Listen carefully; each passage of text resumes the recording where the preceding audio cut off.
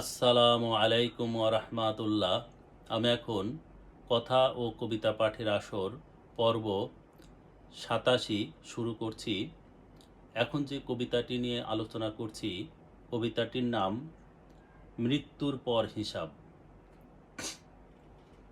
কবিতাটির নাম মৃত্যুর পর হিসাব নেওয়া হয়েছে সবার উপর স্রষ্টাই কাব্যগ্রন্থ থেকে। কাব্যগ্রন্থটি আমারই লেখা। বলা হয়েছে এমন: আমরা সৃষ্ট স্রষ্টা হতে সৃষ্টিকর্তা প্রিয় আল্লাহ। আমরা সৃষ্ট স্রষ্টা হতে সৃষ্টিকর্তা প্রিয় আল্লাহ। মহাবিশ্বের স্রষ্টা তিনি, শেষ নবী রাসূলুল্লাহ। মহাবিশ্বের স্রষ্টা তিনি, শেষ নবী রাসূলুল্লাহ। কথাগুলি কি দেখুন, ধর্মীয় আলোচনা, ধর্মীয় কাব্যগ্রন্থ এটা, ধর্মীয় কবিতা এটা আলোচনাটা শুনলে আশা রাখি ভালো লাগবে। আমরা সৃষ্ট স্রষ্টা হতে সৃষ্টিকর্তা প্রিয় আল্লাহ। মহাবিশ্বের স্রষ্টা তিনি, শেষ নবী রাসূলুল্লাহ। কারণ আমরা কিন্তু সৃষ্টি কোথা থেকে? আমরা সৃষ্টি হলো স্রষ্টা থেকে। আমরা সৃষ্টি স্রষ্টা হতে, আর সেই স্রষ্টাটাকে আল্লাহ। মহাবিশ্বের স্রষ্টা তিনি। এই মহাবিশ্বের যা কিছু আছে সব কিছুই মহাবিশ্বের স্রষ্টা তিনি, সেই আল্লাহ। এবং প্রিয় নবী রাসূলুল্লাহ। আমাদের প্রিয় নবীকে রাসূলুল্লাহ, প্রিয় নবী হযরত মুহাম্মদ সাল্লাল্লাহু আলাইহি ওয়াসাল্লাম, আমাদের প্রিয় নবী। উভয় সদা পথ প্রদর্শক, চাই উভয়েরই কৃপা। উভয় ছাড়া এই আমাদের জীবন দফা রফা। উভয় সদা পথ প্রদর্শক, উভয়েরই কৃপা।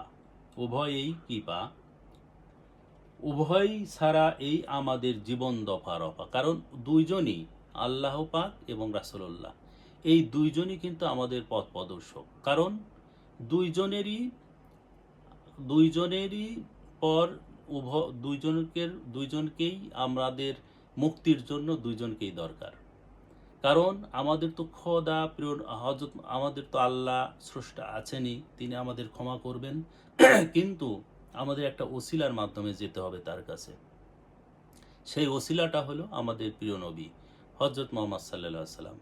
তো এই দুইজনই আমাদের পথ প্রদর্শক। কিন্তু হযরত মুহাম্মদ সাল্লাল্লাহু আলাইহি ওয়াসাল্লাম আমাদের পথ প্রদর্শক। কিন্তু আমরা আল্লাহকে কেন পথ প্রদর্শক বলছি? কারণ সেই তো নির্দেশ দিছে, সেই তো বাতায় দিছে নবীকে যে এইগুলো আমার বান্দাদের বা তোমার উম্মতদের কাছে, এটা আমি যেটা আমার বাণী, যেভাবে চলতে হবে, কি করতে হবে, কিভাবে চলতে হবে, এইটা তুমি তাদের কাছে প্রচার করো।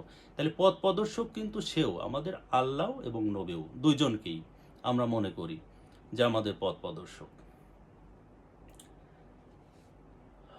তাই বলা হয়েছে উভয় সদা পথ প্রদর্শক, চাই উভয়ের কৃপা।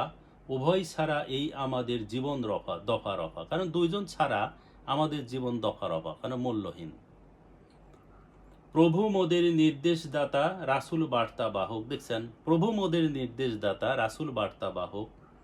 আমরা অজ্ঞ অবুঝ মানব তাদের উপাসক। আমরা অজ্ঞ অবুঝ মানব তাদের উপাসক। কারণ আমরা তো অজ্ঞই। আমরা তো, নবী যদি আমাদের মাঝে না আসতো তাহলে আমরা আল্লাহকে চিনতাম, ভালো মন্দ বুঝতাম, ভালো মন্দ এই সভ্য সমাজ গড়তে পারতাম? কিছুই পারতাম না। তাহলে প্রভু মোদের নির্দেশদাতা, রাসূল বার্তাবাহক। আল্লাহ রাসূলের মাধ্যমে পাঠিয়েছে বার্তা। আমরা অজ্ঞ অবুঝ মানব তাদের উপাসক। কারণ আমরা দুইজনকেই আমরা উপাসনা করব। আমরা আল্লাহকে উপাসনা করব এবং রাসূলকে আমরা মানব, ভালোবাসবো, শ্রদ্ধা করব। তাহলে সেই হিসাবে আমাদেরকে দুইজনকেই উপাসনা করতে হবে, শ্রদ্ধা ভক্তি করতে হবে। যুগে যুগে পাঠিয়েছে প্রভু অনেক নবী রাসূল। বিপদ থেকে সুপথে আনতে ছিল যে তারা ব্যাকুল। কারণ যুগে যুগে অনেক নবী রাসূল পাঠিয়েছে এই দুনিয়াতে আল্লাহ পাক এই আমাদেরকে হিদায়াত করার জন্যে। 1,00,000 বা 2,24,000 নবী রাসূল পাঠিয়েছেন, একটা দুইটা না কিন্তু। অকল্পনীয় নবী রাসূল পাঠিয়েছেন এই ৬,০০০ বছরের মধ্যে, ৬,৫০০ বছরের মধ্যে। তাই বলা হয়েছে যে যুগে যুগে পাঠিয়েছে প্রভু অনেক নবী রাসূল, বিপদ থেকে সুপথে আনতে ছিল যে তারা ব্যাকুল। তারা কিন্তু নবী রাসূল এসে আমাদেরকে বিপদ থেকে সুপথে আনতে ব্যাকুল ছিল, সহজ পথে আনতে, সত্যের পথে আনতে তারা ব্যাকুল ছিল। অনেক নবী রাসূলকে হত্যা করা হয়েছে, অনেক নবী রাসূল কত নির্যাতন হয়েছে। আমাদের শেষ নবীর কথা তো বলবোই না, সবাই জানেন কত অত্যাচারিত হয়েছে, নির্যাতিত হয়েছে, রক্ত ঝরেছে তার শরীর থেকে এই সুপথে আনার জন্যে আমাদেরকে। খোদার রাজ্যে খোদার সৃষ্টি করবে খোদার অর্চনা, তাই তো খোদা নবীর মারফত দিছে সবার জানা। খোদার রাজ্যে খোদার সৃষ্টি করবে খোদার অর্চনা, কারণ খোদার রাজ্যে খোদার সৃষ্টি খোদার করবে অর্চনা, এটাই তো স্বাভাবিক। এই রাজ্যটা তো খোদার, আল্লাহর। খোদার রাজ্যে খোদার সৃষ্টি, খোদা যাকে সৃষ্টি করছে সেই সৃষ্টি খোদারই তো অর্চনা করবে, খোদারই পূজা করবে, খোদারই কাছে মাথা নত করবে, এই তো নিয়ম, সেটাই বলা হয়েছে। তাই তো খোদা নবীর মারফত দিছে সবার জানা, তাই খোদা আল্লাহ নবীর মারফতে আমাদেরকে সবাইকে জানা দিছে। মৃত্যুর পর পুনর্জীবন সবার হবে হিসাব, পাপ পুণ্যি দুনিয়ার পরে সেটার যে পরিমাপ।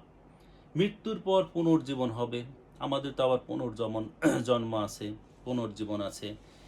সেটা হলো আমাদের মৃত্যু হলেই যে শেষ হয়ে গেলাম তা তো না, আমাদের মাংস, হাড়, গোড়, মাংস সব মাটির সাথে মিশে যাবে, কিন্তু আত্মা, এটা কি মিশবে? আত্মা আত্মার কাছে রয়ে যাবে, আত্মা ঠিকই থেকে যাবে। এবং যখন কিয়ামত হবে সেই দিন আবার আল্লাহর হুকুমে ওই আত্মা যে দেহ ছিল দেহের ভিতর ঢুকে যাবে এবং দেহ মাটি থেকে সেই রকম দেহ হয়ে যাবে। তখন কিন্তু আমরা এই রকম হয়ে উঠব না, তখন কিন্তু আমরা ওই